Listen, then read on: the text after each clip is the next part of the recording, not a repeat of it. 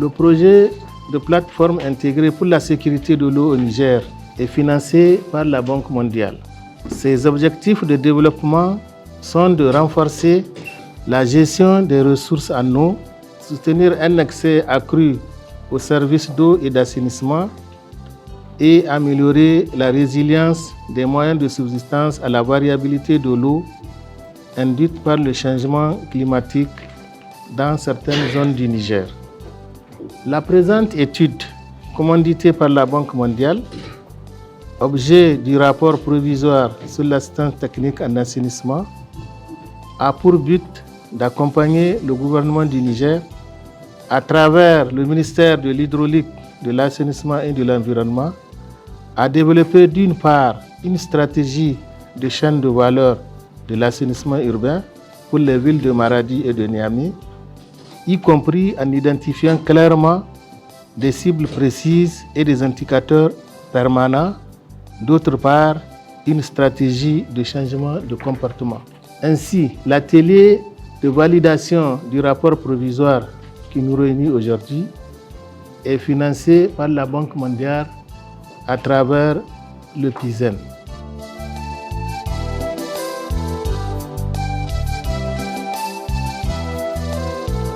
La Banque mondiale tient beaucoup dans le secteur de l'assainissement et c'est un secteur qui vraiment va connaître beaucoup de développement dans le futur au niveau de nos villes et qu'il est important déjà de commencer à se pencher là-dessus pour pouvoir vraiment essayer de jeter les bases d'une véritable stratégie allant dans le sens de la prise en charge véritable et efficiente de ce secteur. Nous aimerons à l'issue de cet atelier que vraiment des étapes claires puissent être vraiment identifiées en vue de savoir quelle est vraiment la véritable orientation que le gouvernement du Niger compte prendre vraiment dans ce secteur pour pouvoir vraiment véritablement prendre en charge la question de l'assainissement au niveau de ces deux zones pilotes, notamment Maradi et Zender.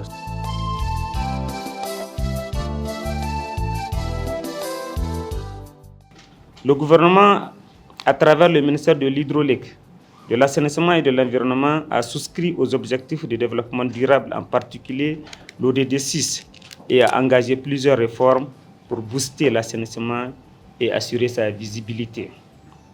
Il s'agit précisément d'assurer un accès universel aux services de l'assainissement adéquat dans toute la chaîne de l'assainissement, entre autres la gestion des eaux usées et excréta et la fin de la défécation à l'air libre. La cérémonie qui nous réunit aujourd'hui a pour objectif la validation du rapport provisoire de l'étude portant sur l'assistance technique du volet assainissement. Au cours de cette rencontre, vous aurez à échanger sur les deux thématiques principales de cette étude, à savoir contribution en vue du développement d'une stratégie de chaîne de valeur de l'assainissement urbain pour les villes de Maradi et de Niamey. Contribution en vue du développement de matériel de communication pour le changement comportemental afin d'améliorer l'accès aux services d'assainissement urbain au niveau des ménages.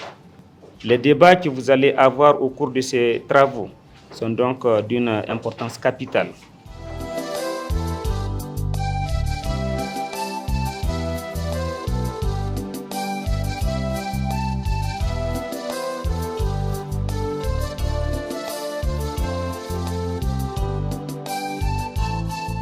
Alors, dans le cadre de cet exercice, nous nous sommes appuyés sur le canevas CWIS, c'est un sigle anglo-saxon.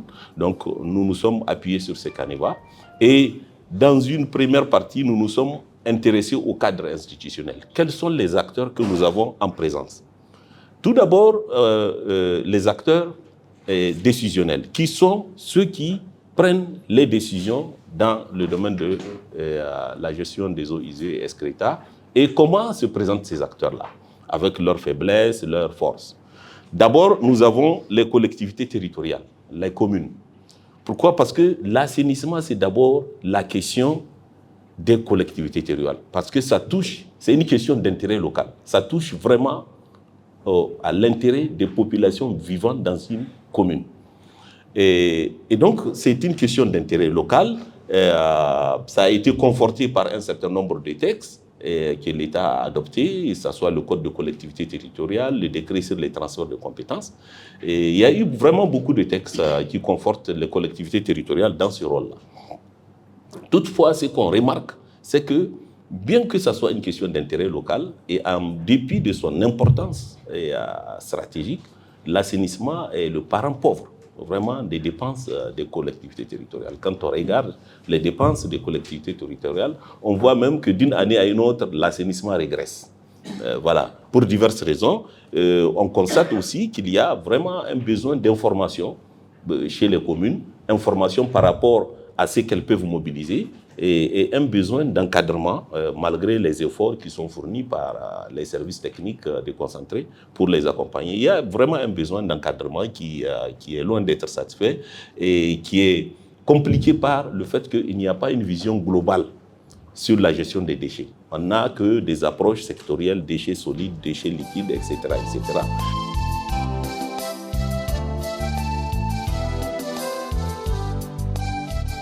Moi, je pense que cette question, on peut l'élever à ce niveau-là pour montrer, amener les Nigériens qui ont des moyens ou qui ont déjà montré de volonté dans la gestion de ces déchets-là, en allant vers la viabilité, comment on appelle ça, rendre ça utile, exploitable par rapport à tous ces problèmes qu'on a. Notre structure, c'est la problématique du financement.